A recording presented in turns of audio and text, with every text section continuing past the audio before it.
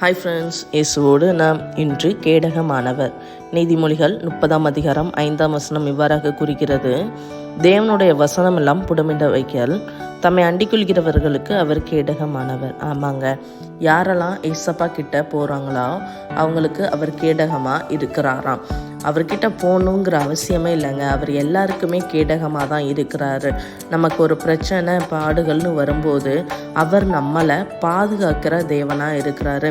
எத்தனை அம்புகள் வந்தாலும் அதை எல்லாம் நமக்காக அவர் என்ன பண்ணுறாரு, தாங்கி கொள்கிறாருங்க.